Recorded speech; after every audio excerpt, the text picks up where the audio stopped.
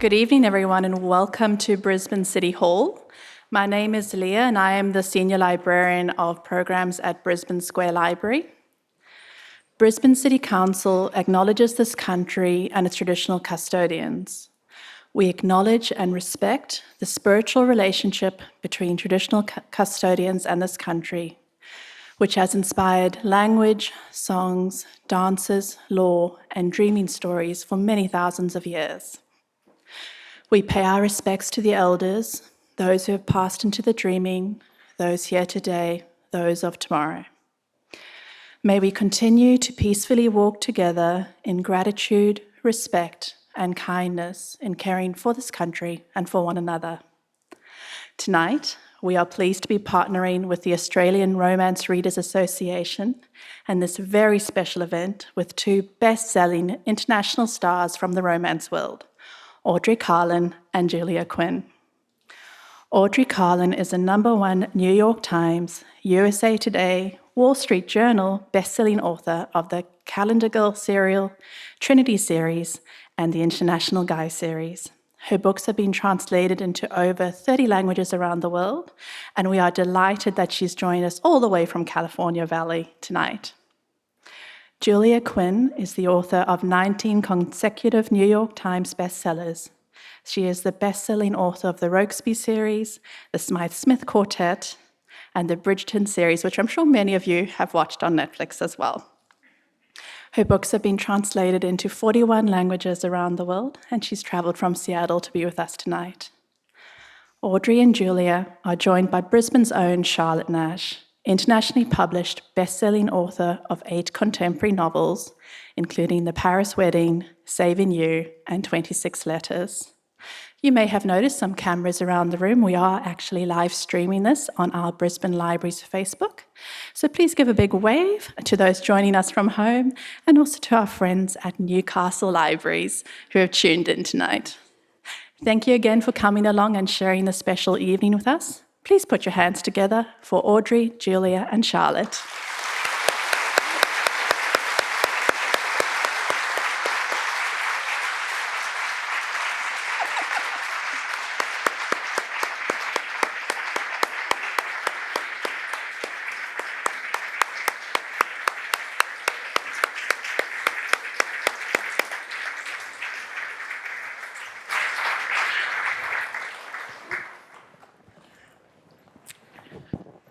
Well, it wouldn't be a special evening without a very dramatic entrance, so we have fulfilled that already.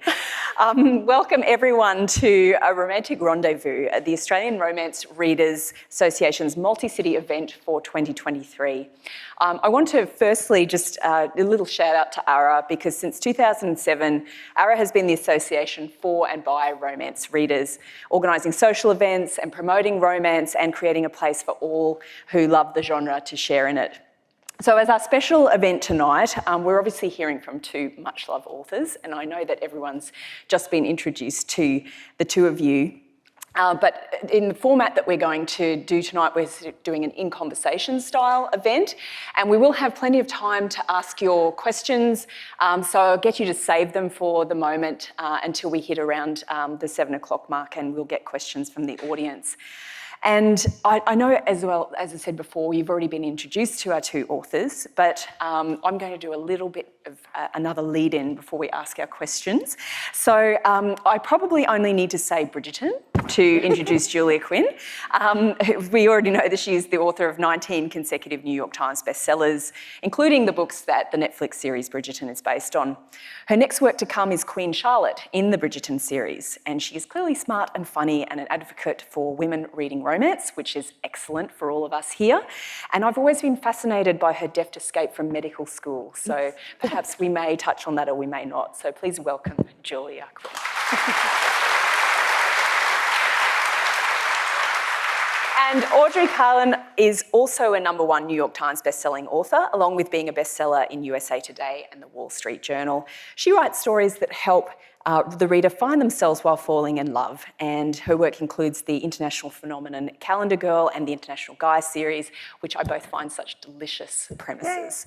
Her books have been translated into over 30 languages, and she's both a yoga instructor and a beautiful human being, so please welcome Audrey as well. So, to our questions. Now, both of you have done, over the years, I imagine, many interviews and had discussions with people. So I'm curious, what do people tend to ask you first, and how do you feel about that? I get asked how I thought up the Bridgerton family. And I always have to say, I don't remember. It was quite some time ago. I figured out that I would have written the first Bridgerton book in 1998 because I would have had to turn it in early 1999, because it came out in January 2000. But I have reconstructed how I think it happened. Mm-hmm. And that was because I know that the character of Simon came first. Right. Because I had met a classmate. My husband was in a medical school at the time, and a classmate of his had a very profound stutter. And I just found it very interesting. As somebody who's pretty chatty, coming from a very chatty family, nobody believes I'm the quiet one in the family, but I swear I am.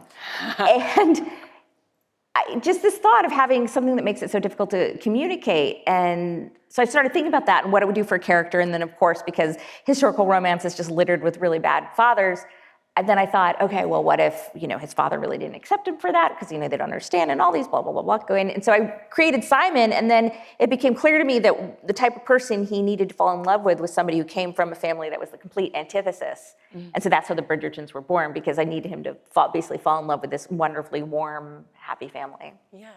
Okay. Wonderful. Audrey, what about you? What do people ask you first? It's very interesting, because when you write erotic romance, people have very interesting opinions about your own sex life. And they're like, oh, you must have a great sex life or whatever. And it's like, oh my God. It feels we were talking about it earlier. I feel like the prudish soccer mom. And, but I believe love is erotic. And I believe that we have those relationships, and everybody experiences those things. And a lot of people like to ask very pointed questions about that, and that's probably the first question. Yes, it's so strange. Like, oh, so you write that, huh? It's like very interesting. Do you think that perhaps the subject matter makes them feel bold? I think so. I think that, or they'll ask you, they relate what you write to your personal life. Yeah. And most of the time what we write, Julia's not living in the past, for sure. So it's a very different world. And when we have to talk about where we get our ideas or things like that, right. Or, oh, that was so steamy, and where'd you get the idea for that? Yeah, right. Use your imagination. And it's interesting you said that, because I think people assume, I also get asked often, would you like to go back in history to that time? And I think everybody expects me to say yes. And I'm like, no, are you kidding? Like, I do not want to live in any time before women's rights. No, well, yeah, I'm thinking antibiotics, vaccinations, indoor plumbing I also really like. It's like Owen all Wilson good things. In Midnight. Yeah, and regular baths. Yeah. I don't want to wear a corset. I just don't. No. Well, I'd like to turn away from that sort of question for a moment, as we are sort of a readers' association here. And I'm really interested what your earliest memories are of reading romance yourselves. Was there something that was romance something that you picked up from someone else in your life who was reading those books, or did you discover it for yourself? What was that sort of like as a reader? I don't have the cool story of, oh, I always wanted to be a writer. I read 50 Shades of Grey, and I was completely inspired. And I felt a deep connection to E.L. James because she was a mother that wrote at night when she left the corporate world, and she had 2 boys. I have 2 boys, so I felt really connected to sharing a love story that made you feel such intense feelings and changed the way I read. You know, before I was reading Mary Higgins Clark, I was reading, you know, Dan Brown and, you know, suspense thrillers. And that was my really true exposure to romance. And it changed my life. It really did. You actually had the experience of one book having a pivotal effect on your... I cried, I sobbed. I sobbed when I met Gail James. And now we talk all the time. So it's really cool.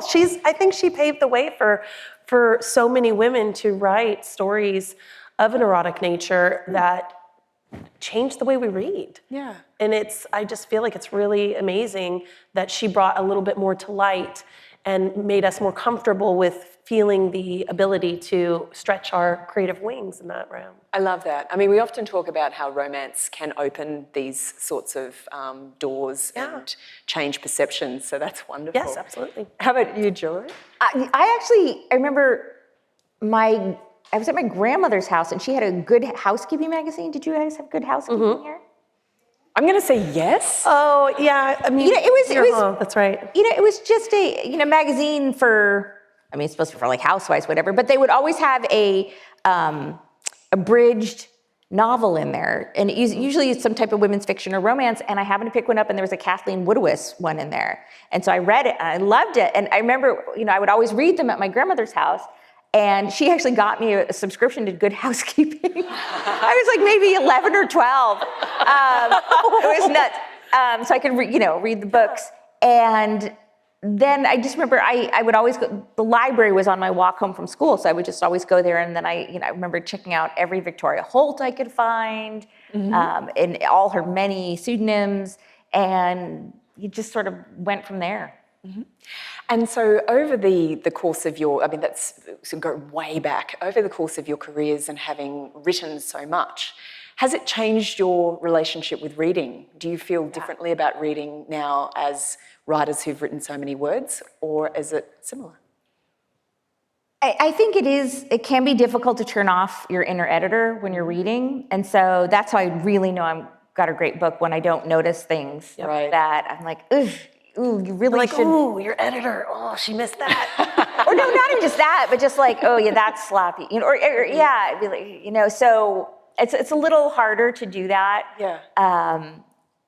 But no, I think for the most part, I'm just a reader. And people always say, why'd you become a writer? I says, well, I was a reader. I think all writers were readers. Not every reader becomes a writer, but every writer was, or it still is a reader. Yeah. So. And you were nodding, Audrey. Yes, I agree with everything she said. It's hard to turn off your author brain when you're reading a story. A lot of times it helps to read outside of your genre, because if I read fantasy, it's much easier for me to disappear into that realm than if I'm reading contemporary romance, something I might have written, and I try to figure it out too quick. Like I'm like, oh, if I was writing this, I would do this. Yeah. You know, and then if they do it, you're like, yes. I got it right, you know, and it feels very gratifying actually to have that. So but I'm a reader first, writer second. I read still to this day 3 books a week at least. Wow. Yeah. I mean, I love it. I love to read. So without wanting to do like an on-the-spot recommendation, what's the last thing that you remember thinking, oh yeah, I'd want to recommend this to someone else?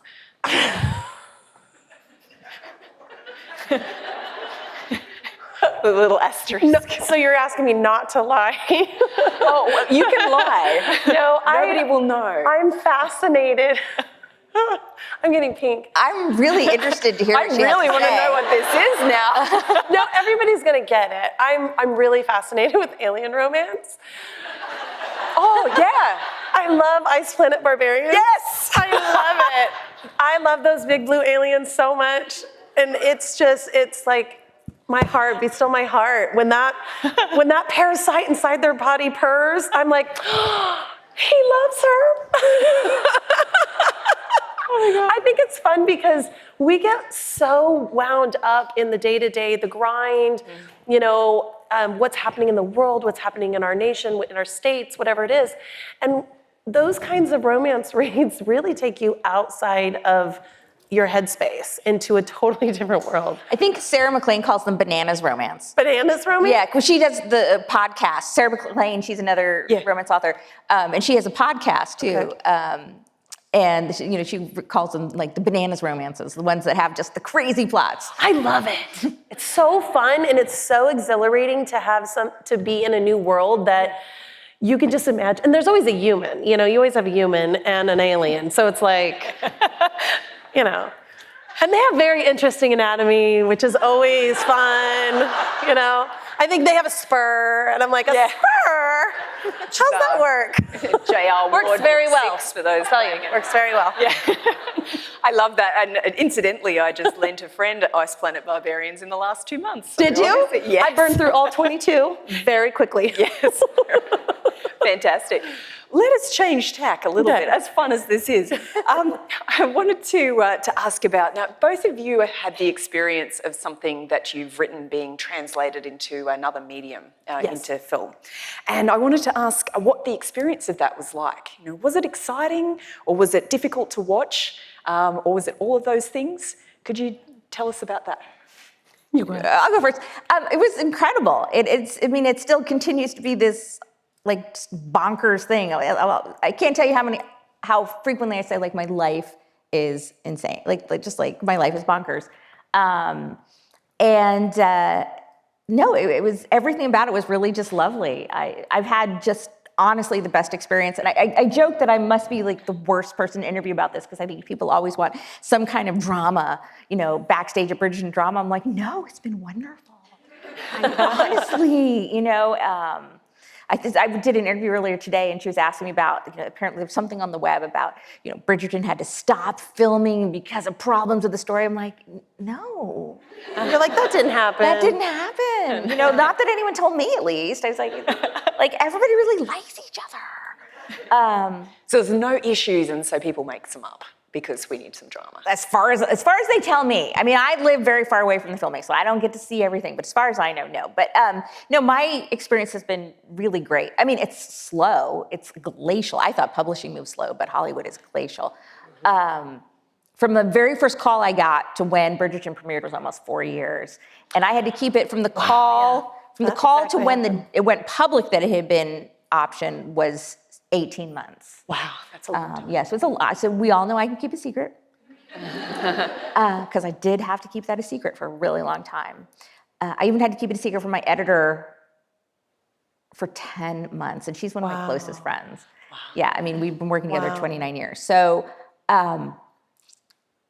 it's really, and it's fascinating though, because there are things that work really well in books that don't work well on television and vice versa. And it's been just really fascinating to sort of see it translated in different ways and what happens when you take a creative form, the novel, which comes from one person, and translate it to a medium, film, TV, whatever, which is much more collaborative. So you've got, several, more than a dozen writers, then you've got directors, you've got the actors, you've got the costumers, the person putting the music, and they're all bringing their imagination and their lived experiences to it. And they can just turn it into something different. And one thing that kind of fascinates me is, I'll be lurking online, whatever, and when I see about half the comments I see say, oh, the books are better, and about half the comments I see say the show is better. And I think that's perfect. Yeah. And I'll talk to people and they'll say, no, don't you want everybody to think the books are better? And I said, no, I really want the show to be good. Are you kidding? And I think that if it comes down the middle, that people are half are saying one and half are saying the other, it means that we're all doing our job really well. Mm-hmm. So I think they make really lovely compliments. Is there something, an example of an adaptation, something that was put in, taken out, done differently, that you really went, oh, that's a great way to do it? Oh, my absolute favorite change was the addition of the Queen Charlotte character. And that has a lot to do with the actor playing her, Golda Rosheville, who's just fabulous. And I've met her in real life and sort of like, I want to be your friend forever, but I think you might be too cool for me. She's just like the epitome of cool. But she made it. And then I think she was so incredibly fabulous. They're giving her own, sort of her own show. So there's a spinoff coming. It's a prequel series on Queen Charlotte, and that's coming that'll be out before season 3 of Bridgerton. And this may be a question coming up. I do not know when season 3 is premiering. If I did know, I could not tell you. But I am honest to God saying I do not know. And that said, I do know when Queen Charlotte is coming, and I also can't tell you that. So you know I'm telling the truth when I tell you I do not know about Bridgerton season We're the 3. night of all the teasers here, by the way. Yeah. But they will be announcing the premiere date of Queen Charlotte soon, and it will be before Bridgerton season 3. Anyway, I'm totally getting off topic here, but she was so amazing they decided to do a whole prequel series about that character. Yeah, how cool. That's the best thing that could happen, though. If that something that you built created something even newer, and now it's growing into this other cool version. I mean, I love this. Now, can you write Queen Charlotte too? Do you get to write her? Well, I want to write a book about her, can you? I already did. Oh, okay, sorry. Please. Sorry. I'm like, girl, please. So what happened was when they announced that they were doing this this prequel series, I got a phone call from Shonda, which is always exciting. I don't always speak directly to Shonda, but it's sort of like, hold please for Shonda. And she called me and said, we're doing this thing. And I tell my husband, he said, you need to write the book. And I'm like, okay. And so, and he bugged me about this. I'm like, honey, I'm not that important there. I can't just go up to tell somebody. He's like, And so at the premiere of season 2 of Bridgerton, which was actually the first time I met Shonda in person because of COVID and everything, and I said to her, I'd love to write the novel. And so actually I did write the novel, the Queen Charlotte novel, which is based on the show. So now you have the books, which created a show, which spawned another show, which created a book. I love it. So it's all full circle. It's this crazy thing. And that was actually really fascinating because it actually helped me to learn a lot about how differently books and film work, because I had to work off these scripts to create a novel, and you really had to break down the architecture of the scripts in order to rebuild it in a way that works for a novel. And it was fascinating, and I'm a person who loves puzzles, so it was really worked well for me. And that will be my next book, and that's coming out when it'll premiere pretty much simultaneously with the show, which is, I cannot tell you exactly when that is. But go check the pre-order date. there is no pre-order date yet. I tried for you guys. No, it's been really, and the people at the publishing house are just sort of, it's driving them crazy because normally they would have already put out pre-order dates and everything, but they're not allowed to because then people will figure out when the show is and Netflix would yell at them. And so it's this crazy, crazy thing. And then Netflix is like, we want to announce the show 3 weeks before it launches. And the publisher's going like, we can't do that. We can't sell all the books in 3 weeks, No. So anyway, so they figured it out. So you'll find out soon. Okay, so my experience was quite different from yours because I didn't have this massive show. I had a movie, and it was with Passionflix, so that's more of a streaming service that provides, works with the authors to actually create the story. So I actually was able to pick the actors. I was able to review the script and X out things and add things in, and we moved to Georgia for a month to go be part of the experience just so I could have it and just know that this was this one time I was going to do this really cool thing. And it was fun to be on set, but it is that waiting game. It's so slow and they move so slow and they do change a lot. And it really taught me how to write in a different way if my goal is to have a show or a TV program. So that's when I wrote The Marriage Auction, which is episodic, in the hopes that as things grow and change, that could be something I could do. And then that became successful because I learned through that process how to write in that episode way. So my experience with the movie was really cool. It was just one of those seeing something you've written come to life is such a beautiful moment, and it's like having a baby. A little bit, you love it, and then you have to set it free at some point. And that was kind of the experience, was setting it free and giving them free reign to create this new version of art. So it might not be exactly like the book. It's never going to be exactly like Bridgerton. And it shouldn't be because it wouldn't work that well. Yeah, it's but they're really different mediums, a book versus a TV show. They cut so much and then they try to put so much back in. And then when you're dealing with dialogue, a lot of dialogue does not work in when it's not in your brain, okay? Yeah. Because it doesn't sound right. It sounds weird, or it sounds like, especially in like sexy scenes, it's creepy.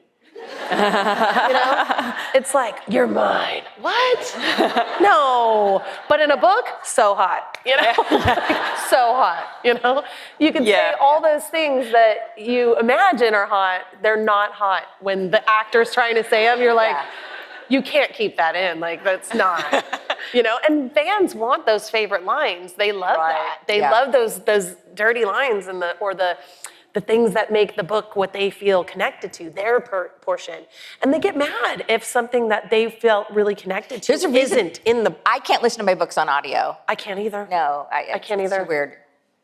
It's so strange. Yeah. It's like, I have to agree with that. It's just bizarre. Yeah, It really is. And one thing about the difference too is like, and this is not necessarily a popular opinion, but some of the adaptations that I enjoy the least are the ones that hew most closely to the text. Yeah. Right. And without like actually pointing to it. And like some of these are majorly Oscar-winning things where these are revered texts that people, are going to be furious with you if you change a thing. And I am just so bored. Yes, so bored. And I'm going like, this will give it away, but like, how many minutes is this guy going to be talking to the dragon? And it just goes on forever. And you can just tell what somebody's adapting and going like, this is this hallowed, revered text by, and we must worship this white male quest. And and I'm not only talking about the one with the dragon, there's another one that came out recently that I was just like, this is just 45 minutes too long for a movie. And, and my husband's like, yeah, they only did half the book. I'm going, oh my God. And he, of course, thought it was great because, he's... That's one of those, the book was better situations. He's a white male, so he likes these white male questions. But he's the nicest white male you'll meet. But I think things should be chopped to some degree. Yeah. I think that if you try to be scrupulously faithful to the text, it's just the movie's just going to go on too long, and you're just going to have these scenes where you're just like, it just doesn't make sense. Yeah. I want to take a slightly different tack. We've talked a lot about the stories that have made it and that have really made it, and I remember coming across in an academic paper once describing this as a form of cultural power when a story breaks out of its original container and becomes something else. So I think that's so awesome. That is cool. Yeah. Academia. So I've got a term for everything. But I'm interested in flipping the coin over and looking on the other side, and I'm interested in the stories that don't make it. And I'm curious about how many books you've got in a drawer, finished but never going anywhere, partially completed. And is there a point if that's the case, in the story where it's not going to fly, and how do you make that decision? Can you talk about that a little bit? I don't have any. I don't have that I any have not. either. Oh my God. No. If I wrote that sucker, you're getting it. Okay. Whether you like it or not, it's going out there in the world. Right. Yeah, because we put our hearts in it, and it's almost like it has to be put out there, and you have to trust that it will either work or it won't, and it'll flop. And I don't know about you, but I have had flops or books that didn't do as well as others, and some that you're like, this is the best book I've written, and nobody likes it. Or they do, or it's like you've got the highest star rating on it for the people who happen to read it, and the rest just haven't found it, or it doesn't suit whatever trope is hot at the time. Yeah. In romance, a lot of what hits is, this series was from way back when, and now it's so hot. So Colleen Hoover, her books are from 8 years ago, are hitting New York Times now, and they're just as good as they were then, and they are now. So it's like, that's what you never know. what's going to happen with something. Right. So keeping it in a drawer is kind of sad, right? Sure. Sure. I have to say you have any? I have many. And I have to say that's the first time I've ever heard an author say they don't have any we're stories both in the that drawer way. that didn't make it. Oh, wow. Maybe this is a learning phase. Yeah. You need to put all those books out, sis. But it is very interesting because like I think I had just a very different career arc than you in terms of, because you have some self-published stuff too, right? I do. Yeah, see, I've never done that. And I also started, my first book came out in 1995. And so it was a very different type of career building thing. So it's like at a time when you would never just sort of like, I wrote it, I'm putting it out, because you couldn't. Yeah. Yeah. So it's just a very, I self-published before I was ever published. I was too afraid of rejection. I didn't want somebody to tell me no. I wanted to go on my own path and try this new thing called self-publishing that all these authors were doing. And I did that, and 6 months later, I was approached by a publisher, and they bought my entire backlist, and they bought the next 12 books I was going to write. I didn't even know what they were going to be yet. They just wanted them. And I was writing Calendar Girl at the time, and I had written 6 of them, and I published them. I wrote them. I started them on, like, say, February 1st. I would start writing that month's. I was doing monthly releases. So I wrote it, had it edited and published in the same month. Yeah. Every time. And I did that for an entire year, for a whole year. Yep. And then 4 days after I posted the last episode, it hit New York Times. Right. So it was like, then it catapulted after that. Yeah. It was like, you work on this baby for a year, and then all of a sudden it's like everybody likes it. Yeah. So yeah, and then I started doing published titles. And when you have a publisher, my goodness, it's so much easier in the realm of, you don't have to deal with graphics design. You don't have to deal with formatting. You're not paying for all of this out of your pocket. So it was definitely a nice change. But then you lose a bit of your control. And so that's when I wanted to work some things hybrid. So I do some things indie, and other things I do publish. So I can have best of both worlds. Fantastic. Yeah. Right.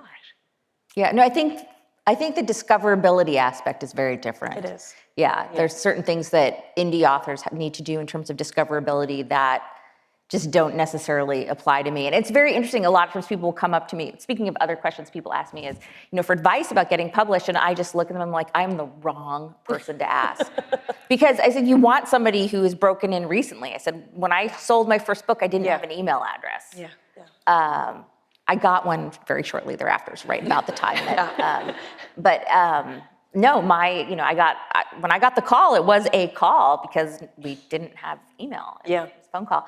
And so I wouldn't know the first thing about how to start out and break in and to do that now. And, and for me, there was a long period of time where authors who were self-publishing, I mean, honestly, we really looked down on them because it was really, for a while, it was like vanity publishing. But now I tell people, like, this is this huge and incredible avenue of doing this, and it may be, for somebody starting out, it may very well be the best way to do it. It's the editing back then was not happening. I think that's what the problem was, is that when you were self-published, back when it first started and Kindle Unlimited started. Oh no, I'm talking about before that. Even before that. Oh yeah. It was like they weren't hiring editors when they were self-publishing. And it was, they had their best friend edit it. And so you'd get these products that weren't great at the time, and then we all learned together to, you want to be successful, you need to put your best foot forward. You have to have things edited. So I did that right off the bat. I was like, nope, I'm going to take from my savings. And my husband supported me in doing that while, I worked at night. I wrote at night and worked a normal day raising money for charities. And I wrote my hot little stories at night. I want to put a little pin in that last comment that you made, but before I come back to that, because I had another question about people who've had a longer arc of a career, and so you've seen a lot of things sort of change in the book industry. Oh, the things I've seen. And She's seen way more. She's seen way more than me. And in the world at large, over the course of your career, not just with the way that the industry works, but also with awareness of readers' potentially problematic tropes and the things that are on trend and off trend and those sorts of things. And I'm curious whether those sorts of things affect the way that you approach your writing now. I definitely do. I will never yuck on somebody else's yum, but I learned through writing and indie publishing that I don't want to write something that I can't take back. Like, I have to feel it deep down. I don't want to put women in situations where they are looked down upon, or, I want to write diverse characters. I write diverse characters, but I have sensitivity readers. So if I write a Black character, I have a Black sensitivity reader on my team. And I don't live in a whitewashed world, so I don't write all white characters. And you have to do a lot more work whenever you have a diverse characters, because you don't want, I'm not going to tell the story of someone who grew up, so many years ago and lived as a slave, or had to, live on a farm or whatever, because I never experienced those things, and I'm never going to be able to tell that kind of story.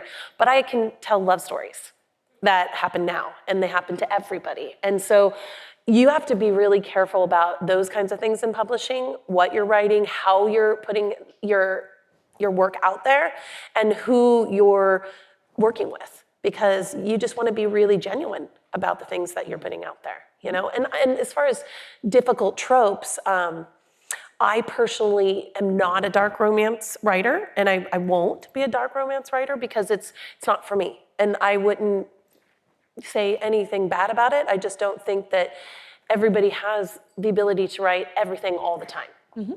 So I stay in my wheelhouse of contemporary romance that's very much about life lessons and love and sisterhood, and finding those messages that feed your soul. That's my goal. Julia, you write historical romance, so does this apply differently? So much work. I don't remember what the original question was. I'm sorry. Let me backtrack. That was a great answer. I enjoyed hearing it, but I'm like, I don't remember what the question was. No, that's wonderful. That means we went on a journey. Yeah, we did. No, I was asking about the changes that have occurred in the industry, and whether it makes you approach your work differently. Yeah, although in historical romance, a lot of the changes were happening a little bit even before I got started, because back in the 70s there was a lot of raped fantasy in historical romance. And what's actually very interesting is that I originally was like, poo-poo, that's not my thing. But somebody brought up something to me which I thought was fascinating, and they said, don't be so quick to condemn these writers who did this in the 1970s, because that was the only allowable way for women to enjoy their sexuality if it was sort of thrust upon them. Right. They weren't allowed to own it yet. And so, to have them put in these situations where, they're still a good girl. And so then, that was what sort of led them into being able to actually write about these sexuality and, intimate moments and things like that. And I was like, okay, let's back up. So you need to analyze these things in terms of the time it happened, and the type of historical romance. Well, my books aren't particularly spicy, which is really funny because everybody in the media is like, Bridgerton is like the raunchiest show on TV, and I'm all, it's really not. They're not watching very many TV shows. Well, the other thing is, okay, so I'm going to digress for a moment here, but I think what actually happened is Bridgerton views sex and intimacy from a female gaze, and it really views it as something that's not transactional. Yeah. And most of the television shows, which are by men, really do view sex as a transactional thing, a real sort of commodifying it. And I think the media, they see this other type of thing, which is very different, and they didn't even know how to describe it, so they just called it raunchy. It's just kind of funny. It's like, well, are you guys watching, what am I thinking of? Not House of the Dragon, the other, Game of Thrones. I mean, all the sex in there, and nobody calls that television. Well, and aren't they related? I actually haven't watched that. I think some of them are. I'm like, such is my understanding. Talk about things that are difficult and a little rough. My point is that when you view, the lens in which you're viewing the sexuality is different. And I think that, people in the media just didn't know how to describe it. So they just kind of sank to the lowest common denominator and, they call it bonkerton or whatever. And I'm like, oh no. But anyway, what I'm saying is, so the type of book that I write, though, where, women do enjoy their sexuality and, the intimate moments, and can, perhaps, they don't necessarily initiate it because it's, not, with historical romance, it's a little difficult to have them quite as liberated. You couldn't have written that type of book in 1972 when The Flame and the Flower came out. And The Flame and the Flower is a book by Kathleen Woodowitz, which basically invented the modern romance novel as we know it. We can sort of like look back on it and be like, that's all, it's very rapey and very problematic. And it is kind of rapey and problematic now, but she couldn't have written a book that celebrated female sexuality the way the books are now. It would not have been accepted. Society was not ready to like say okay about a woman who embraced her sexuality without having somebody sort of like make Out her do there, it. Yeah. Or like the Stockholm Syndrome effect, that was a hot trope for a while, where, that's the only way that the woman could go, fall in love with her she would have to fall in love with her captor. She'd have to be forced to, and and then it's like, I was, my agent, when I was working on Calendar Girl and then even The Marriage Auction, we were talking about, there's the Me Too movement, very much when, certain characters do certain things, she was like, you really need to impress consent. And I was like, well, it's obvious to me that she's wants to do this, like this is her choice. But she's like, no, we gotta focus on this because right now, this is happening in the world, Or I had to remove characters of certain diversities because white authors were getting trouble, were in a lot of trouble for writing characters that they shouldn't have been writing at times because they weren't doing their homework and they weren't really providing that diverse, sensitivity readership as part of their process.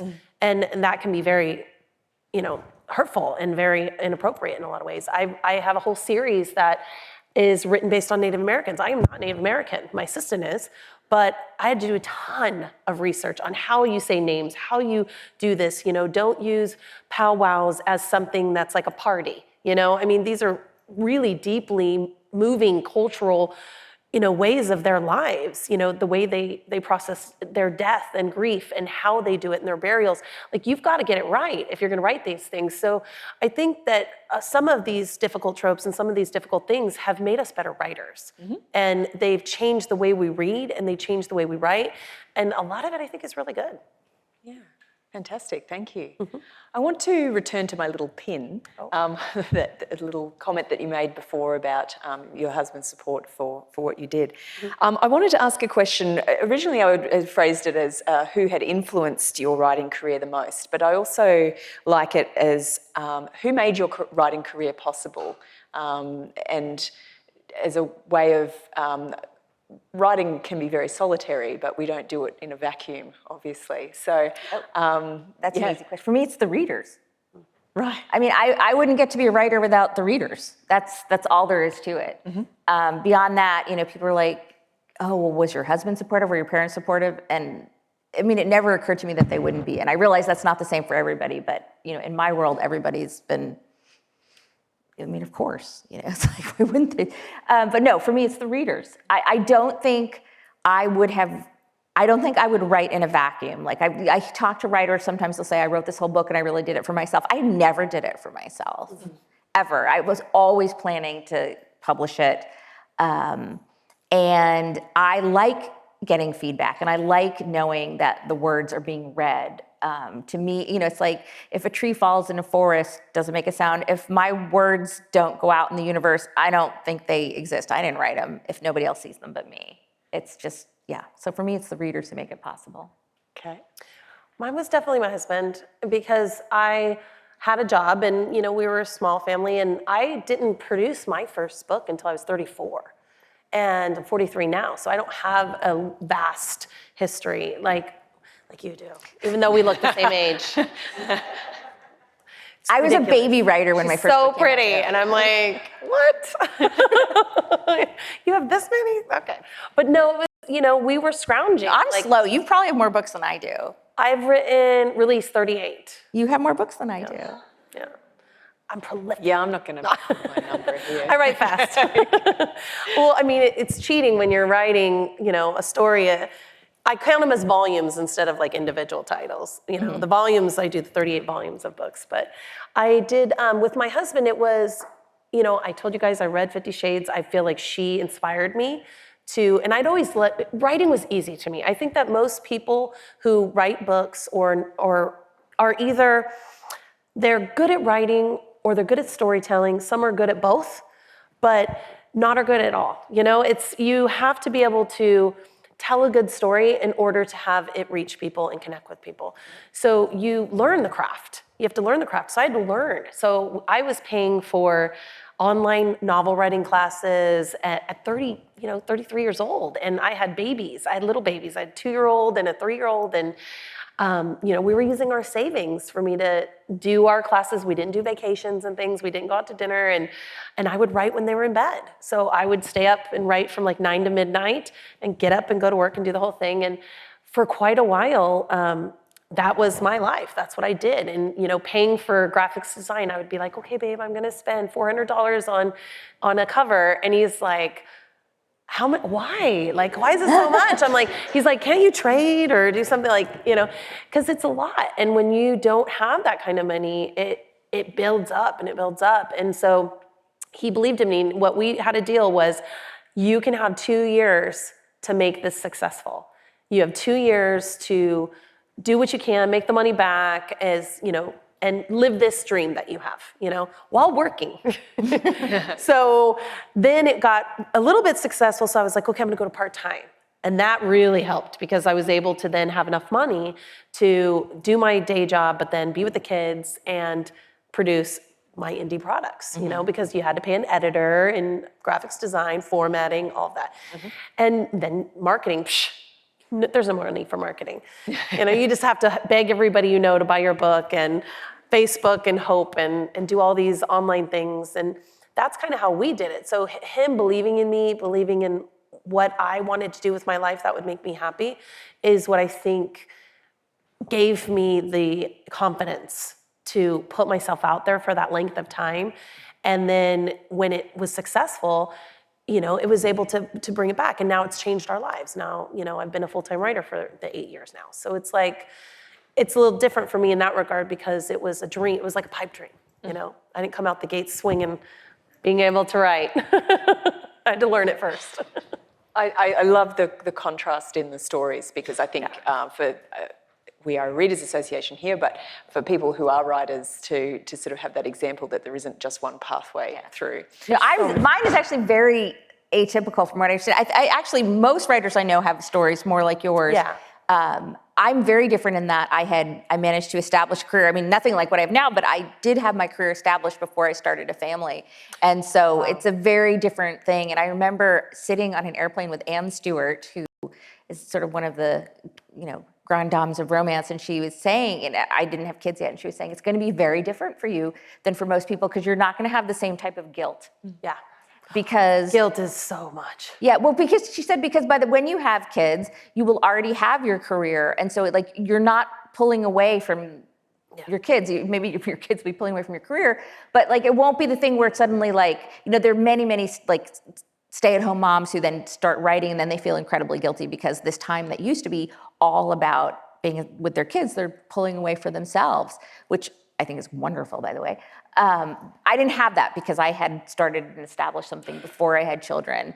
And I've always been able to, I've never had like a real job. I've always been able to support myself with my writing, mostly because when I started, I didn't have kids or a mortgage or anything. So I did not need very much to live on because, you know, then I wasn't getting that much, but I was able to make it work because I did not live in an expensive city and I just, you know, had half, I think, our apartment was $750 a month or something, and I only had to come up with half of that, and you know, I ate a lot of ramen, and so I was able to to make it work. And then, you know, slowly build, and like as my expenses grew, so did my career at the time, and so so my journey is very, very different than most, I think. Okay.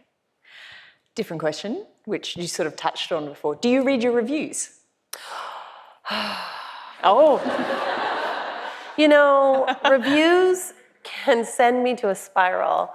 So I had to learn to be very limited. Like Goodreads is the place authors like me go to die. Yes. We don't go, you can't go to Goodreads because Never ever interact either. No. Oh, no. No. I've never done it, but like you see other authors do it and you're just like, I started and then doing you can't it. look away. Yeah. I was like, but you didn't read this part. Oh, no, you didn't. Oh, yes, you did. I was so Remember silly. Anne Rice, right? It's really, I love Goodreads because I actually use it for tracking my own reading, but I was surprised. I'm always surprised. Like if someone goes, oh, you have a great reading on this. And I was like, really? Oh, maybe I'll go check. Most of the time, my assistants and stuff will read those things and they'll comment or whatever if they feel like something's real, like you missed this book over here. That's where that person's story is or whatever. The little things like that, they'll communicate. But mostly, it will put me in a spiral. It will, it's because it's like that soul moment, like I told you about. It's, you have such love for the story, such love for these characters. And when someone doesn't love them, it's like they're looking at your baby and calling it ugly. Yeah. And you're like, my baby is the most beautiful baby ever. What are you talking about? How could No, you? my baby is the most beautiful. Right. Exactly. I showed you pictures. I showed you mine. So it's hard. I used to, in the very beginning, read a lot of them, and I learned over time that is not a good thing, and that reviews are for readers. They are not for the authors. Right. That's very healthy. Yeah. And Julie? I less than I used to. I have always thought that, there's a certain social contract in publishing your book. I'm getting into the academic terms again. You publish a book, you put it out there, readers can say what they want about it. And so that's, it's nice if you don't get personal and like insult me personally. Like I remember once somebody said something like, they found out like I had named like these characters after my high school and my husband's high school, and they're all like, that's really stupid. I can't imagine he likes that. I'm like, what? It's like, say you hate the book, but what do you get like my personal life in here? So when people, when they start attacking me personally, it's hard. And I have been attacked personally. When they are attacking my work, I'm usually kind of actually okay. I mean, I'd rather you didn't, but I'd rather you loved it, but I can detach myself. Right. But when I'm personally attacked, then that's really rough. And one actually of the blessings of having sort of my life kind of explode in this Bridgerton world is that now there's just too much out there. I can't search it and find it. Like, it used to be like, you're like, oh, I'm just gonna like search my name on Twitter once, and that's a terrible thing to do. And now there's just too many things come up, so I can't even so it's kind of nice. I can't do it anymore. Right. Okay. Yeah. Well, that was very insightful. Yeah. What? And so the next question is a little bit shorter. Captions or no captions? Yes, that was the reaction I was looking for. Okay, so the context of this question is that in my office, I was explaining to my friends at work that I was interviewing these two fabulous authors and do they have any suggestions on what I should ask? And one of them quipped, captions or no captions, and that face that you just made was the face that I gave him. Apparently, it's now a thing about whether if you're watching something on Netflix... Oh, so you're talking about the shows, not the books? Yeah. Okay, all right. Sorry. Oh, where it's reading it for you? Do you have the captions on or the captions off? And apparently this is a source of... Oh, almost always off, but like if I'm watching Dairy Girls, then I keep it on. Right. Have you guys seen Dairy Girls? It's the best. I watched Farm Girls? No, it's Northern Ireland. Dairy. Oh, yeah. no, it's so good. Dairy Girls. That's funny. I've only known you for one evening, and I can tell you would really love it. Okay. Very intense.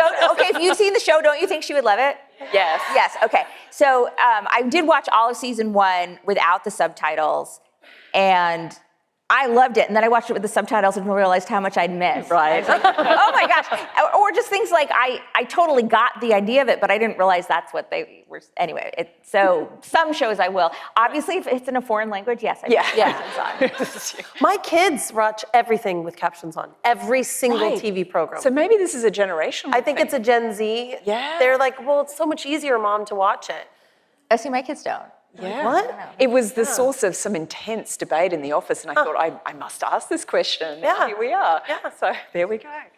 I want to say that in just a couple of minutes, we are going to start taking questions from the audience, because I'm sure that people in the audience are sitting here waiting for the chance to take questions. So there will be microphones circulating. So if you want to make it known that you have a question, please do that. While I just ask one other quick question. Do you work on a Mac or a PC? Oh. What do you think? Guess. Oh no. Guess. I think I think I could guess her. I think Apple and PC. That's accurate. I am That a is PC. accurate. Oh my God! That's really interesting. Now, why did you guess that? Yeah. It's okay to say you don't okay know. to say- I feel it was purely intuitive. Okay. And that if I break down my reasoning, it may sound really silly. We definitely want to know now. It is kind of interesting. Yeah. This will be one of those occasions where I construct my And reasoning. I've only like ever worked on an Apple. I've never worked on a PC. So I've never worked on an Apple. I think it's purely pattern recognition that authors that I know who started much earlier in the industry tend to work on Apples and have been on that for a long time. That makes sense then. And more recently, more on PC. Yeah. And that was really all I was based on. Yeah, okay. There we go. Do we have a question?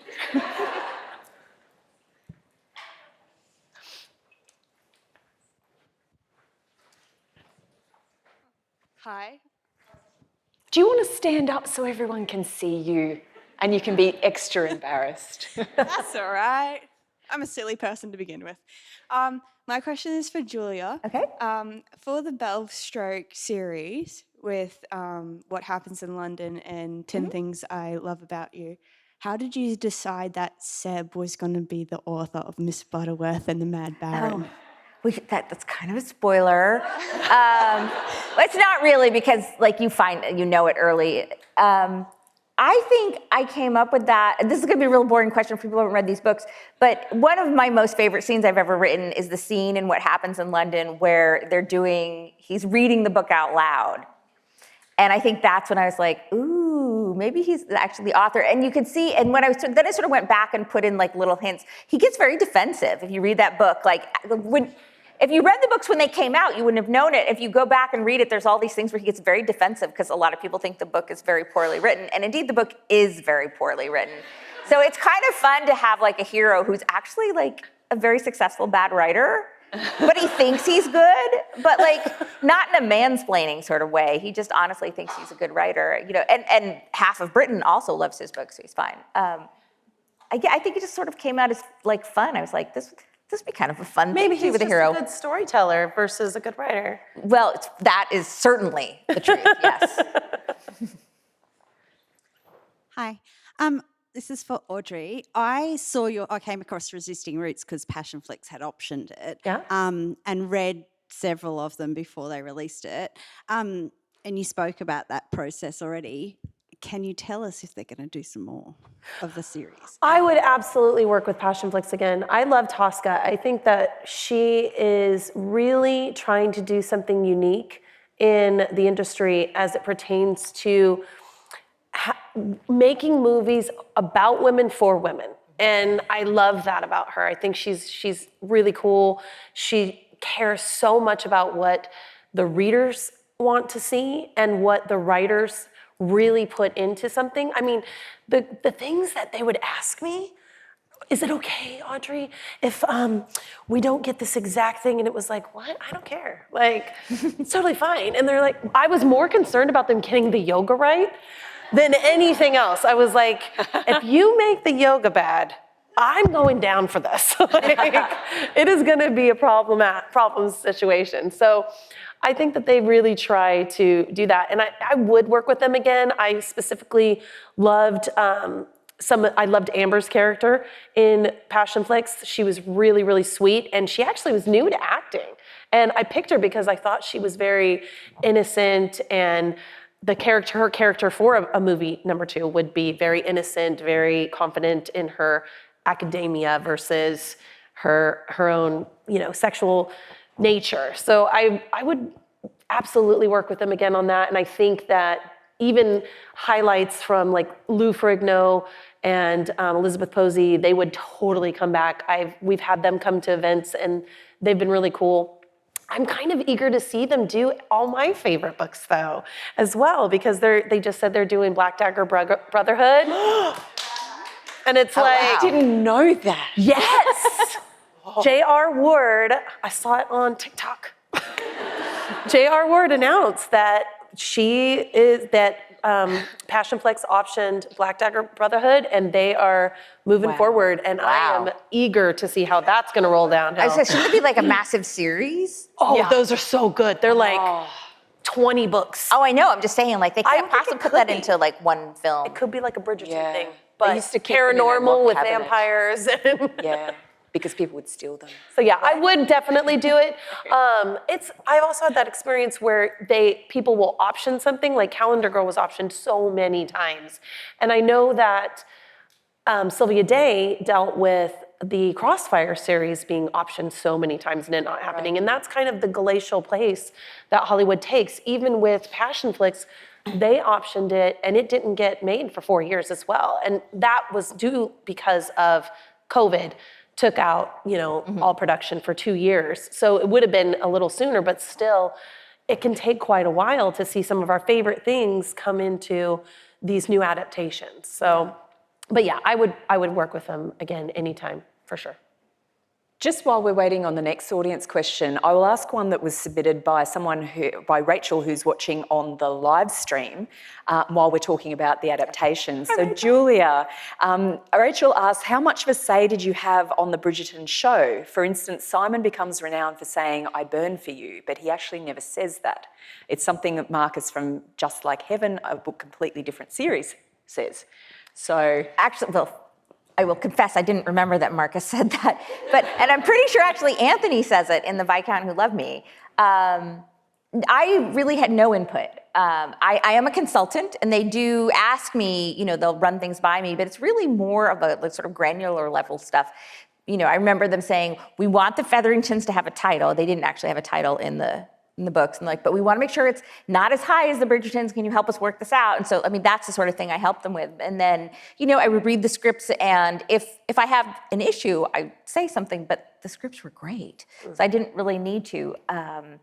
But my attitude is that I'm not going to tell Shonda Rhimes how to make television. It's a good attitude. She knows what she's doing, as do the people who work for and with her. And obviously, that was a really good decision on my part. And it's so fascinating for me to hear you talk about how much you love being able to the input you had and being able to have a say in the casting, because I had nothing to do with the casting. And I honestly am so thankful that I didn't, because they did such a good job. And one thing I've learned by watching this whole process from the side is that I would be a terrible casting director. I don't know that I would see the things. And for one thing, I'm not a terribly visual writer to begin with, but they really nailed it with these actors. And I certainly could not have done any better, and I'm quite sure I probably would have done worse. So, I really kind of stepped back and let them do their thing. okay. Hello. I was wondering if your children are aware of what you do, and do they think it's cool, or are they mortified, and how do parent-teacher conference go? When you have to... Wait, was that for you? When they ask you, hear it. both of you, like when the parent-teacher interview comes and they say, what do you do? Oh, I write... Are your children aware of what you do? What do yeah. they think of it? And how do the parent-teacher interviews go? Oh my at school? God. It's very interesting because I like to play things low key. So I don't say anything or tell them, but sometimes I travel. And when my boys were little, it was like, oh, my mommy's in another country. And they're like, why? Oh, well, she writes books. What does she write? Sexy books. Yeah, sexy books I can't read. Yeah.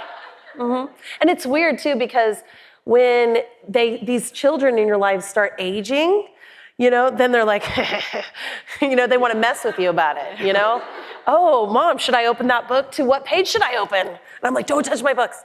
Right. Don't look, Don't look, I don't want to know. That's a psych out the whole time. Yeah, I'm like, we're going to need therapy for that. But then again, I'm like, Maybe when you're like 20, it'll be all right. You can read them when you're 20. If they want to. Yeah. If they I have want one kid who has read them and one who hasn't. Yeah. So. Julia, your kids are a little older. Is Yeah. different? And for me, I think it's a little different because like Bridgerton has become such a phenomenon, and there are a lot of people who are familiar with the show who like don't even know there are books, and so. So I think when people say the word Bridgerton, they think about the show initially, not necessarily the books, which is fine with me. And so, my son's in college or university, and he has a little fun with it now. He doesn't sort of parade it out very often, he said, but occasionally he's like, I'll drop the Bridgerton bomb, and it's really funny. He says, especially when people are drunk. Yeah, more fun. Yeah, they're just sort of like, oh my God, no, that's my favorite show. He said, this girl's literally just like melted. And I was like, I said, I hope you walked her home. Was it dark? He said, yes, Mom. It's like, Isn't it more weird when the teacher asks you for a signed book? When that happens, I'm like, really? Okay. When they ask you for what? They ask me for books. Oh, I'd love to read one of your books. Books. Okay. I misheard you. It's fine. Okay. Then you have to tell them, well, they're spicy. Well, I always use erotic because that was the word we used. Now you use spicy, which sounds way more chill. So I'm down with that. I'm like, yeah, they're a little steamy spicy, And they're like, oh, look at you, Right. It's funny. Well, that's fun. Like, okay. Do we have a next question? Hi, I have a question for both of you. So, with COVID and there's a lot more trouble getting out and talking to people, did you find that with TikTok it brought the audience more towards you, or was it a little bit of both? I'm sorry. I misheard the last part. Yeah. So have you noticed like there was a difference in like your social aspect? So instead of doing a meet and greet, you were now doing more like social media via TikTok, Facebook, that type of thing, and bringing like a different reader? Like a younger reader? I don't think I'm doing any more or less social media than I did before, but the big thing was COVID just made it fewer meet and greets. And for me, that was very dramatic because since Bridgerton came out, the show came out, and my career exploded in a new way in the middle of COVID. A lot of the really fun things that I might have gotten out of it, like, there was no premiere for season 1. So, I sort of missed that exciting experience. So I got to do one for season 2, and that was super fun. And it's sort of only just now suddenly it's like, oh, all my international publishers are like, oh, come here. And I'm like, it's fun. Yeah. But I don't think it actually changed what I do on social media that much. Well, I guess except that when I was doing a lot of interviews, I was doing, morning shows and stuff, but they were all virtual, so a lot of people saw, the house next door to me through the window. Is this on the top? Oh, yeah. But I'm not nearly as bad as my husband. He's a doctor, and he does a lot of telemedicine now. And so, he'll walk around and be like, honey, you should put on pants. He's got his, button-down shirt, and he will eventually get the scrubs on the bottom. But, yeah, he does. It's like, pants. I think it's definitely different. I focus more on the newer version of social media, so I love TikTok. I love it. I'm not good at it. I love it. It doesn't love me per se, but because it's a very different audience. I feel like the events that we go to tend to be more people who read the books, who are part of the industry, who have kind of followed romance and a lot of authors. Whereas TikTok or the newer version, Gen Z, are they're hitting whatever's hot right then. It could be Bridgerton, it could be Colleen Hoover, it could be J.L. Armentrout, and they're all great authors, and they were always great authors, and now they're just being found. People are talking a lot about Sierra Simone and Priest and all that, and I was like, psh, girl, I read that 6 years ago. It was awesome. Read it, read everything she's written. It's amazing. And it's cool to see this this flux and ebb and flow of this new generation finding romance and falling in love with it. And I think it's really, really cool. Cool. Thank you. While the mic is moving again, I'll ask another question that was submitted from someone remote. So Tegan, who's in Newcastle, asked, when coming up with a storyline, how do you stop yourself from overthinking the logic of every step? So how do you write it through without overanalyzing? Does that make sense? I think that the only overanalyzing I do when it comes to writing, I think it's a very sacred space. I'm a pantser. I do not outline anything. I know generally what the characters, their names, I plot out maybe their names, their major conflict, the major arc I want to do, I'll think of that.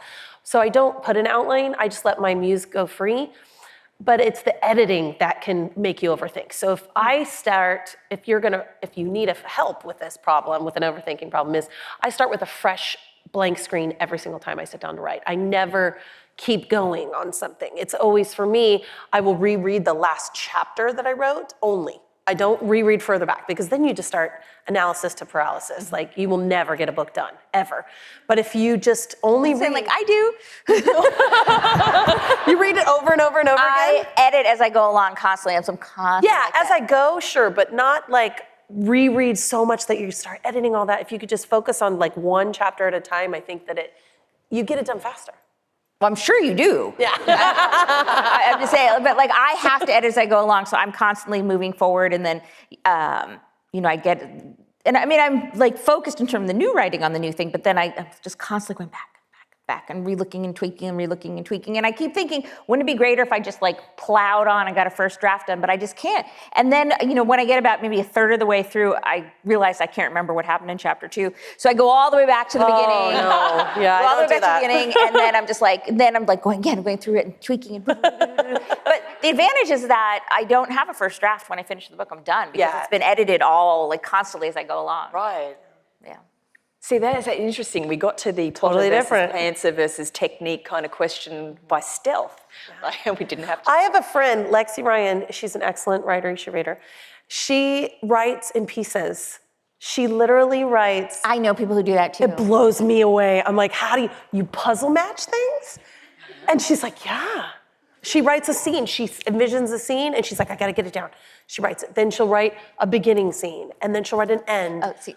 I go mostly That's like some chronologically. savant level Like, thing. I start at the beginning and then keep going, but occasionally I will think of something so like I have occasionally been like, oh, I see this scene that's happening, and I'll go ahead and do it. But that happens like maybe once every 6 or 7 books or something. Usually it's just straight through. She writes them all like that, pieces. And I'm just like, girl, I'm surprised this flows in the end. Like, how did you make it mesh? She's like, that's just my process. And it's so beautiful to see that it comes together. It's like, man, that was even harder. I think I remember Diana Gabaldon saying she did something similar and being blown away by that.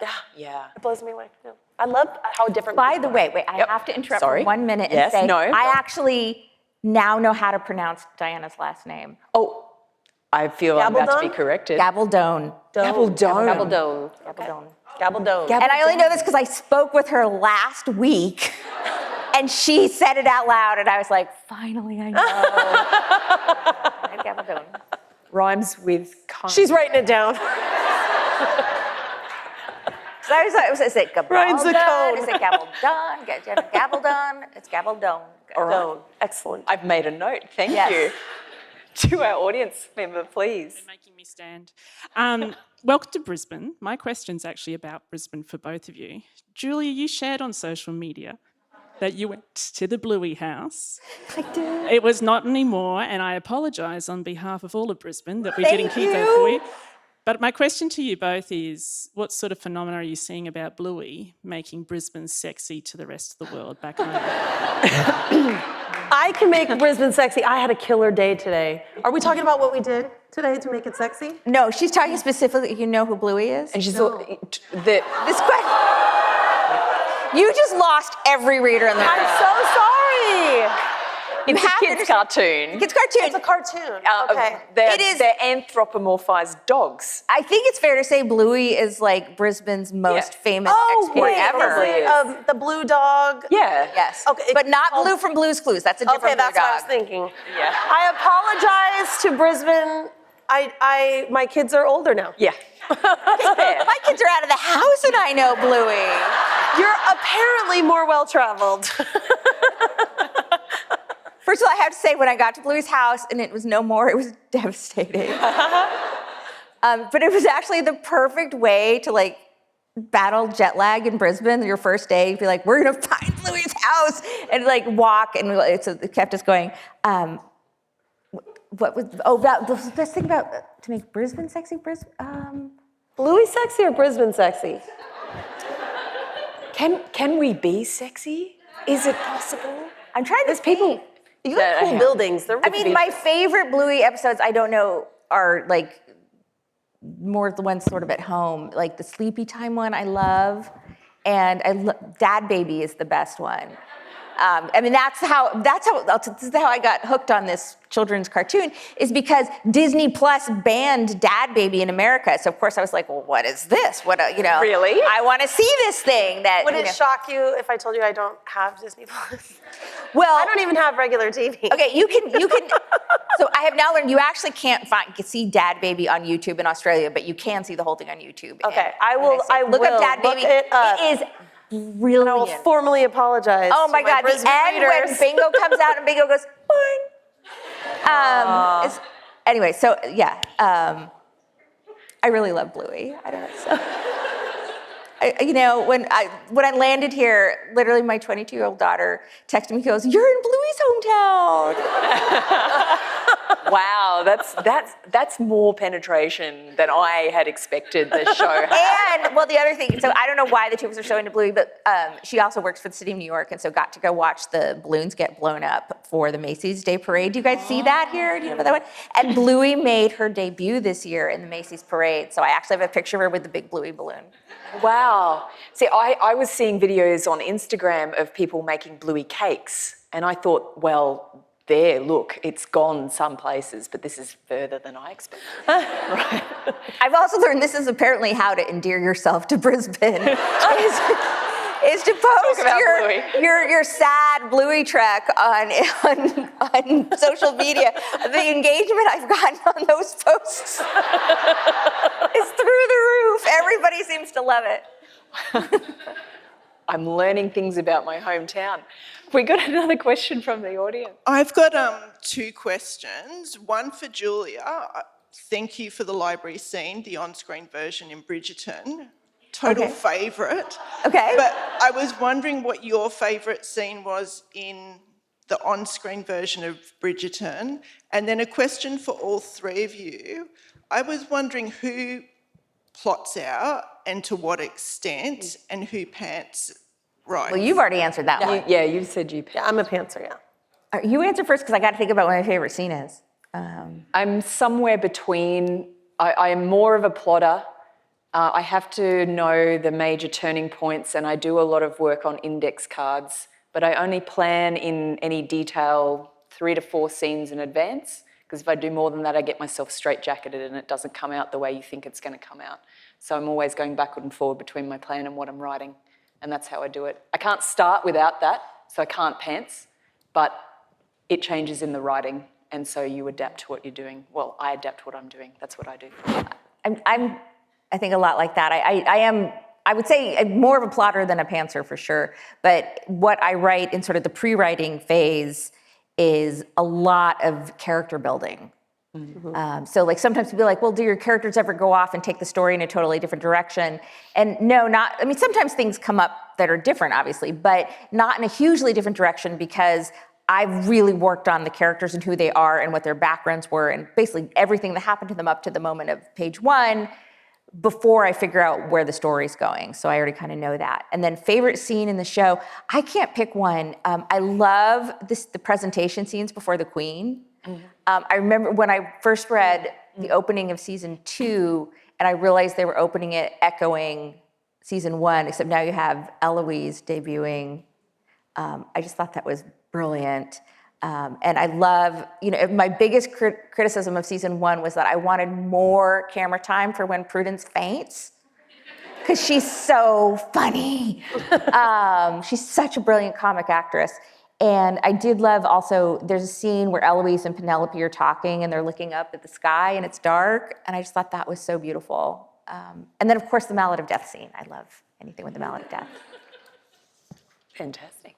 Do we have another question?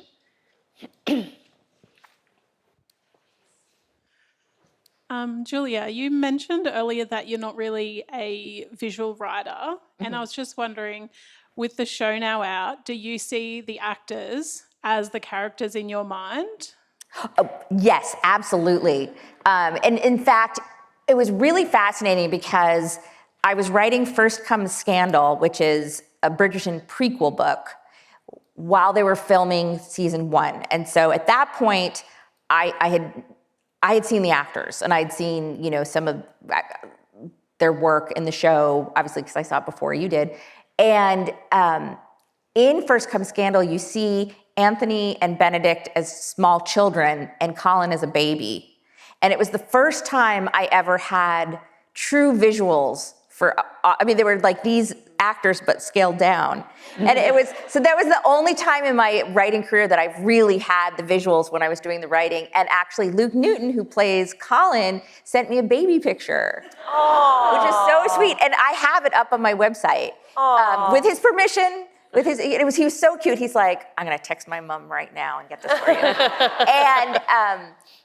And so that was very, very sweet. And so actually, I would encourage you all, one thing I love on my website is that every book has a page, and on that page, there's a section called Inside the Story with a lot of sort of background information. It might be research, it might be like cross-referencing a character who showed up in another book, and that's where you can see Luke Newton's baby picture.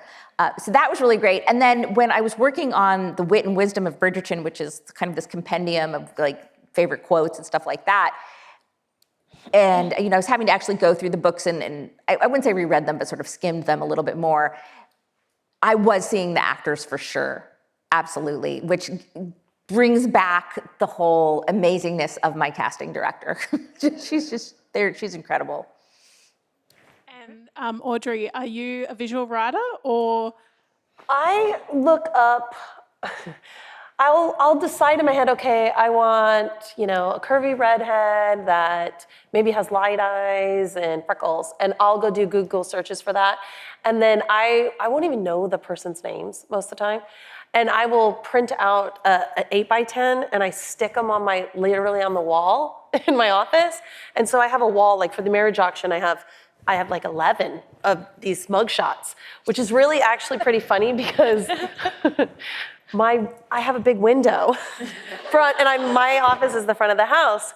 So I'm walking by my own house with my dog, and it's like 7 at night, and my office light's on, and you can see the wall of faces. And I was like, bitch, and my neighbors think I'm some crazy profiler, But that's my version of plotting is I put character imagery up and then I stick Post-its on their faces to remember, because I don't do deep dives. My characters speak to me as I write them. So if they become very snarky, I'll put, Post-it that says snarky. If they love, the Raiders, the football team, the Raiders, I'll put Raider fan, things that, so I can remember. They should be Seahawks fans. Seahawks? Okay. Seahawks. Because Julia Quinn said, now I'm going to make one of them like a hardcore Bridgerton fan. It's totally happening. Absolutely. I'm going to be like, this is a thing now. It's actually kind of fun. It's like I've seen it show up in books. Yeah, it's cool. It's cool. So I do it in that way. I will choose and when I look at their faces, it kind of helps me figure out what kind of personality they have. Are they going to have, are they going to be super confident? Are they going to have, what kind of quirks are they going to have? Do they have, a penchant for cinnamon gum?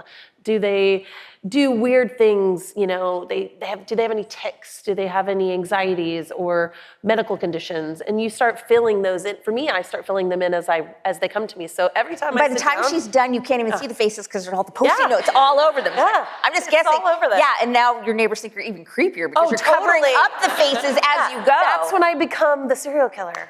I was like, then they're worried. They're like, don't talk to her. We haven't even got into Google search histories. So yeah. Oh, yeah. That'd be rough. It'd be interesting. It'd be very interesting. Yeah, I think so. Do we have another question? It wasn't so much a question as saying that we share those on your Pinterest board. That's true. We share like, when you have characters, because obviously yours have faces, you can have that. People ask constantly, what are your character, cast or. Oh yeah, I used to get that all the time. And I used to see people would make their dream ones on YouTube. And I remember always being like, that ain't it. I don't know, maybe, I don't know. I mean, if you say so. That's why I'm like, I can't be a casting director because none of these look right. Well, and it's like you don't want to put, too many, I purposely try not to put people on too many of the covers or show their faces unless for sure that is what I envision the character as. Because otherwise, I want the readers to connect so deeply with the character that they almost assume it's themselves, that they're in the book. And that's my preference, is not to show too much or share too much about my character views because I want them to envision whoever they love. Yeah, fantastic. Another question from the audience. Hi. This one is for all of you. Have you ever had a situation where a character that was supposed to be a side character or not really important has kind of come in and stole the show and ended up doing, like, having their own book or anything like that? Oh my gosh, yeah. In fact, somebody was talking about earlier about the book with Sebastian Gray, What Happens in London and 10 Things I Love About You. I mean, he just completely stole the show in What Happens in London.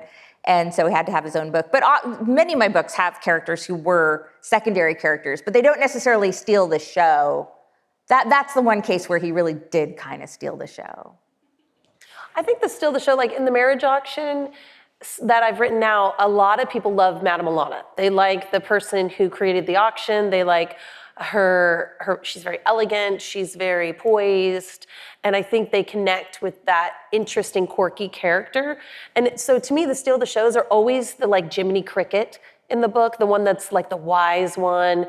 In my Wish series, it was Tasuda, who is, the elder of the Native American, of that clan, of that tribe. And everybody loves him. And it's like, I can't write a book about him because he's like 70. It's not really gonna be a love story. But they love him, and that kind of character will steal the show a bit. And they're just like, oh, don't ever kill him off. Like if you kill off one of their favorites, forget it. Don't go to Goodreads if that happens, because they want you. they want you to fix that. I have books where I had deliberately characters that were side characters became the main character of the next book. My first 3 books were like that. But I have kind of the opposite. Like I had a character that was a great favourite that I thought was really fun to write in a story, and I tried to then make them the main character in another story, and it actually turned out it wasn't their story, and it was actually another side, being the side character again in another story, and I think that character actually worked better like that. So. And that's because that was that character's place. Yeah. It was meant to be. Yeah, so it wasn't that time, but yeah, so that was interesting. Do we have another audience question? Yes? Yeah. Hello. First of all, my question is for Julia. Mm-hmm. And I started reading you in the 90s because I'm also Julia Quinn. Oh, I heard you were here. Hello. I have your question here too. Yay! So that's great. You can ask it yourself. I really love your dialogue. Thank you. I find it really fun and very family-oriented, and wonder what your inspiration was. For me, dialogue's just the easiest thing to do. Maybe it's because I'm chatty. I don't know. I've talked to other people who've said dialogue is so difficult. I'm like, really? For me, just the description's hard. Yeah. I was going to say, having talked to you for just a couple of hours, I think I know where it comes from. I'm pretty chatty. And it just always seems like that's like the most obvious thing. When somebody says something, it's almost always obvious to me what the next person will say. I mean, it's just that just makes sense. So I don't know. I do teach a workshop about writing dialogue. It's actually the only workshop I teach, mostly because I'm really lazy and I don't want to put together another one.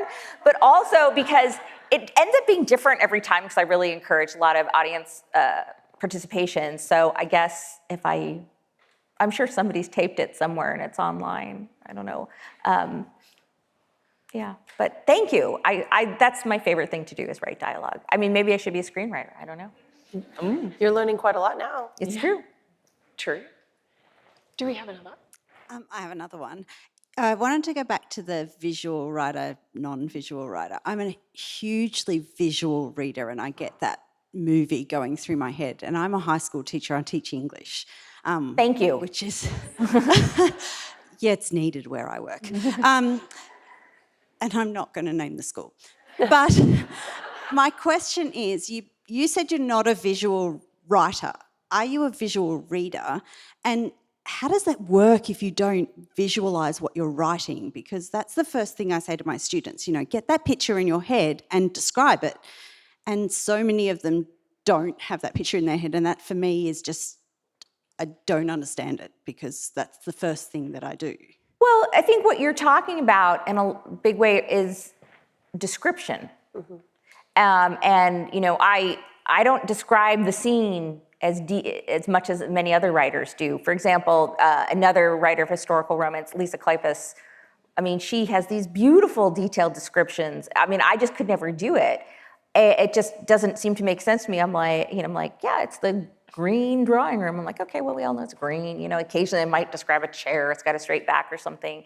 It just, to me, but maybe it's because in romance, that's not the crux of the story. The crux of the story is the emotion and what people are feeling, and not so much everything surrounding them. So I just maybe don't feel like I need to as much.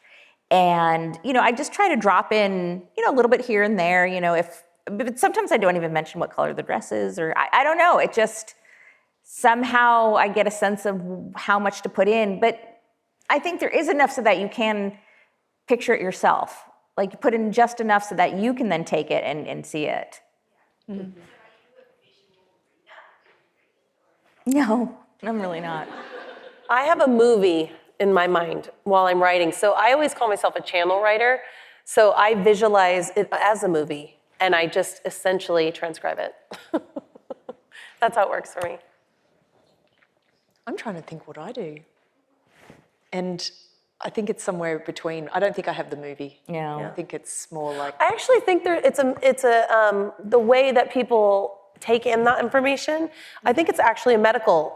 There are people that only can see this, because some people can't see a movie reel, and I'm like, oh, I'm living my best life up here. It is absolutely. It's good. It is really good. That's why I don't need TV. I'm like, this stuff's awesome. I need a book. I made it better than it was written. It's awesome in my mind. Well, I'm going to think about that quite a lot. Do we have another audience question? Hi, my question is for Audrey.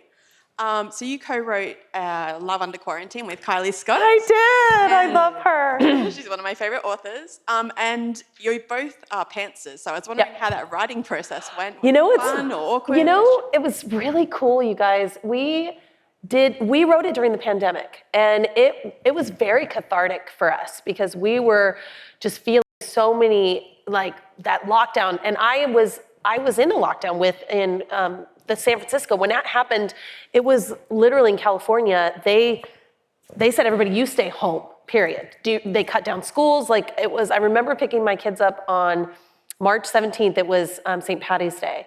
And they did not go to school for almost 2 years after that. They did everything online, and It was intense, you guys. So when that happened, she was experiencing her own version of the pandemic, and we were experiencing ours, and we were talking to each other, just getting to know each other more and talking about reading. And I was like, we should write a story about, people in a quarantine, falling in love. And we were like, but is it appropriate? We weren't 100% on if it was, but we were like, you know what, we're gonna do it. And we wrote that book in 3 weeks. That's all it took. And we wrote it we talked via Messenger, Facebook Messenger. Yeah. That's how we did. We would type, because she's a day and a half ahead of me. So our timing had to be exactly right to have any actual conversations. So I would write a chapter, and then she would go in and take out anything she didn't like and add in more, and then she would write a chapter, and I would do the same. And then we just had the same editor. So we hired the same editor, and we both have the same agent, so that, of course, helped the process a bit. And it just was one of those moments where it flowed. It flowed so well. I would typically write the guy, she would typically write the girl. She had picked up all her quirks, she would eat the M&Ms and the candies all the time. And he was sports and all this. And it was just fun to be able to do something with a friend during a really, really rough time. And she was worlds apart, but it brought us together in a really cool way. And I had dinner with her last night, and it was awesome. It was one of the best times I'd had. Brisbane is really giving back to me. Today I had this, I'm just gonna tell you guys, I had the best day because we went to a crystal shop because I love crystals. And I had a tarot reading, I had a full chakral cleanse, and I'm like, Brisbane's amazing. I love this. That's what she did. I went to Bluey's house. Yep. Fantastic. So it's very fun. I just think that this has been a really great place, and you guys have been so welcoming, so we're really grateful. Yes. One more from the audience. Hi. So I wanted to ask, do you get inspiration for your characters from people around you? And do they sometimes come back to your friends or people you know and say, that sounds a bit like me? And what do you say? I don't really get that. I think with the historical stuff, it's a little bit more removed. But I will often put maybe little quirks and stuff. Like I had a character who has we would now, if she lived in modern times, she would be diagnosed with a fairly mild case of OCD. And what I did was I gave her all the little OCD-ish quirks of people around me. So for me, I have this thing where I always count stairs when I'm going up and down stairs, unless, especially if I'm talking with someone I don't. And I just assumed everybody did that. But they don't. But I bet somebody else here does. Does anyone else here count stairs? See, this is a thing, but not nearly as many as I originally thought. And then I discovered, you can't not do it. And then I discovered my husband has this thing where when he puts the shoes away, he always has to have the left shoe on the left and the right shoe on the right. I'm like, really? He said, yeah, it drives me nuts. Your shoes are driving me nuts. I'm thinking, we've been together 20 years. I didn't know this. And so I gave her all of... Do people put shoes away not like that? I do.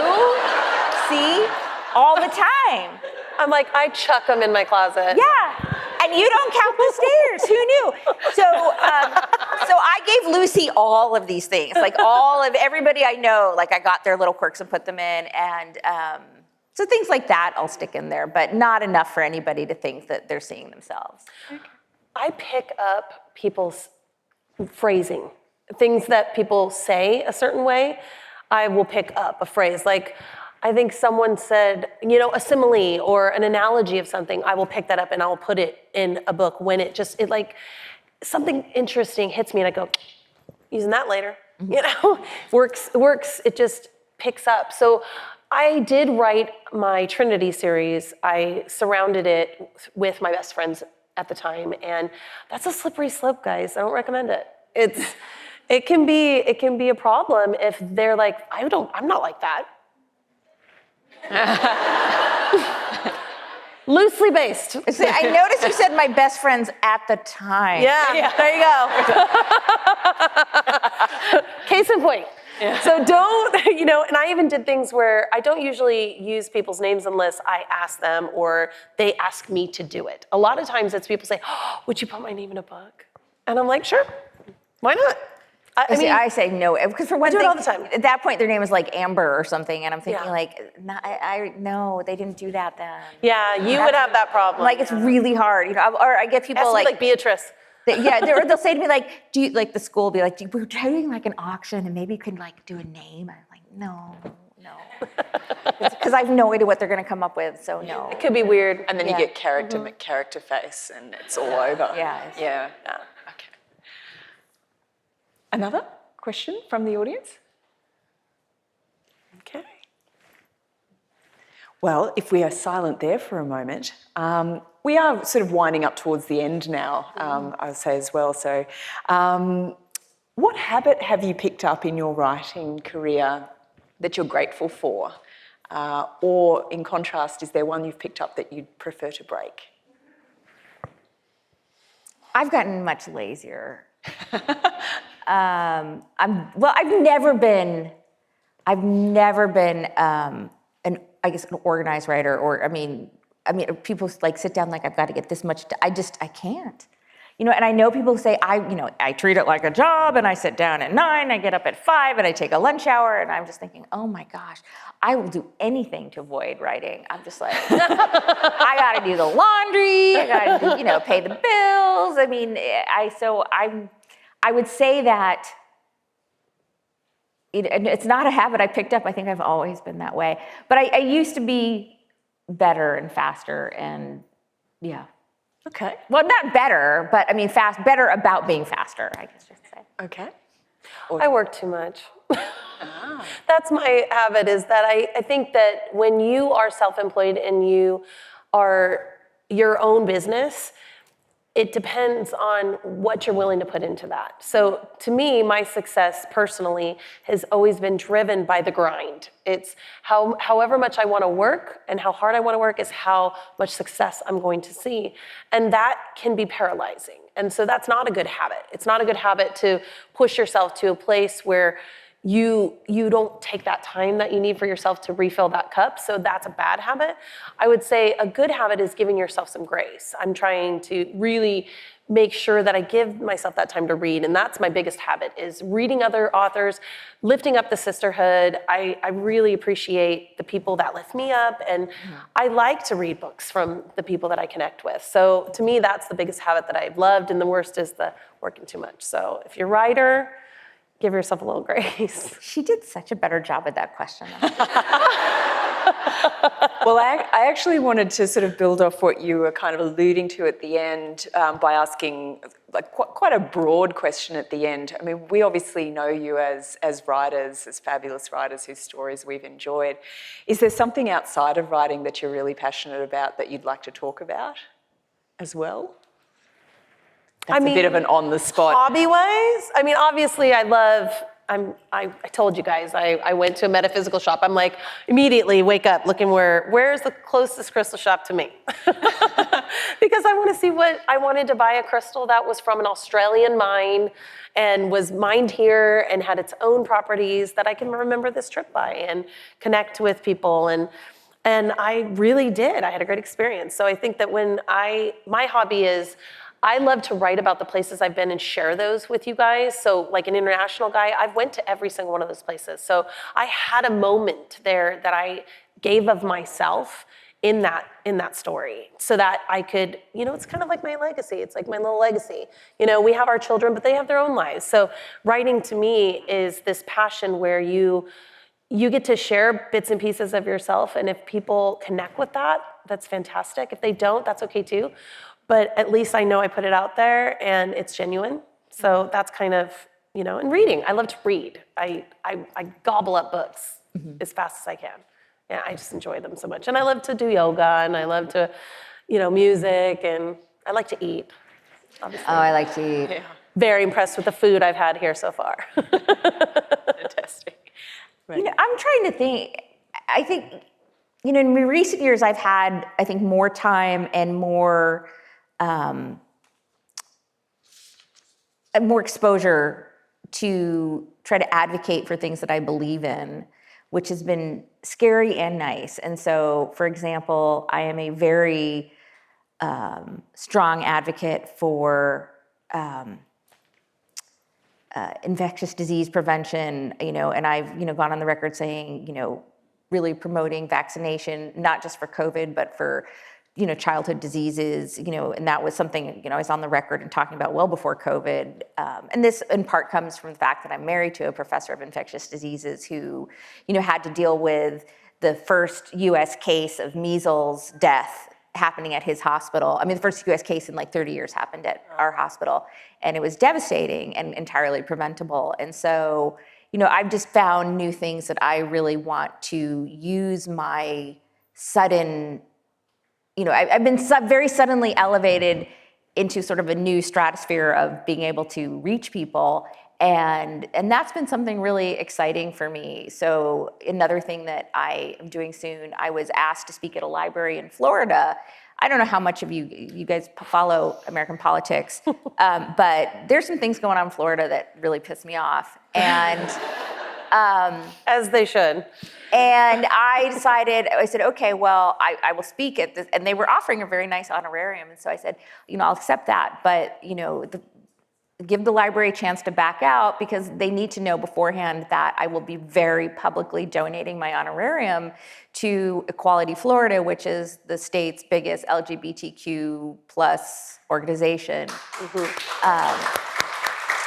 And And then I did a little video that I put on my social media platforms basically saying, it occurred to me, why should I only speak at one library? So I've been reaching out, trying to get other libraries in Florida so I could do this basically, pride tour, equality tour, saying, look, I'll come, you pay me too, and I will take that money and turn around and donate it. And so I kind of think I'm kind of like laundering their taxpayer money. But it's been very exciting and fulfilling for me to be able to leverage kind of this weird new position I'm in to do good for the world in ways that matter to me. That's awesome. Thank you. It also helps that I have an empty nest now, so I can do it. So the But timing is really good. It's also scary. Coming from someone who lives in California, we have very similar belief systems, but it can be scary as an author when you have so many people reading your work. Like if you say, oh, I believe in women's rights, then the people who are like, well, I believe in pro-life, pro-choice, then they'll not stop reading you because they don't like your belief systems. And so it is difficult to walk that line, I realized I don't care. And maybe it's because I've reached a point of success where I can say, like, I don't need you. Yeah. Or another author says, they don't deserve your books. Right.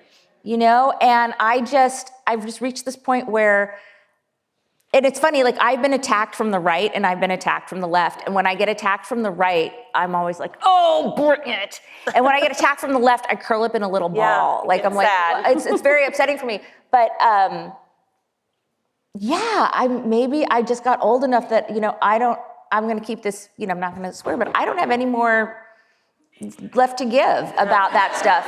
And you know what? If it bothers you that I think a woman should have like dominion over her own body, and I think that people shouldn't be able to like carry guns willy-nilly, and I think you shouldn't drive drunk, and I think that you should care about people around you and get the damn shot, then that's it. If you don't want to read my books because of that, that's okay. I'm okay with that. Go read someone else. Yeah.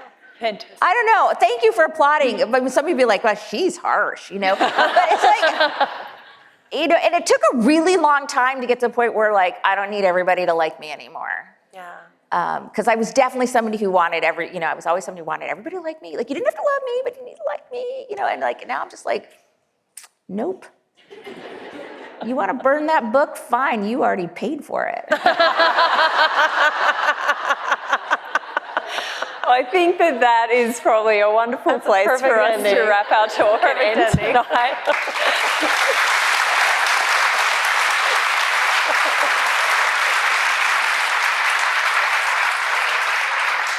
Thank you. Thank you so much, Julia and Audrey. I have learnt so much tonight from, how to pronounce Gabaldon correctly. Gabaldon. Oh my God, I even wrote it down. And from the care and professionalism you put in your careers to your experience with Bluey and behind the scenes on the set, it's been wonderful. Before we start leaving, I just want to put in a plug for tomorrow. We have our multi-author signing event in Brisbane where you can meet a huge number of authors, including the two that you see on the stage here. Oh, yes, I will also be there. Oh, thank you, darling. It's at the Royal on the Park, and note there has been a time change. I have 9:30 as the start time. Yes, Debbie's nodding. Excellent, I didn't get that wrong. Tickets will be available at the door if you haven't got one already. So if tonight has you wanting more of this kind of thing and this is your tribe, then please do join us tomorrow. Yes. Thank you.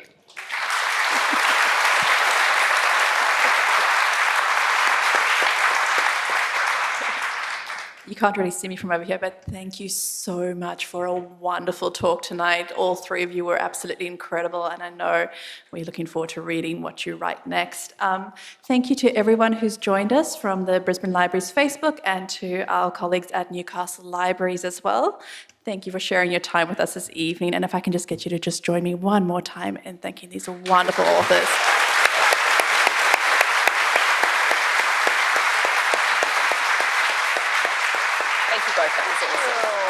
Thank you. Awesome. Thank you. You were really great. Thank you. Do we leave now? Yeah, I'm like, what do we do now?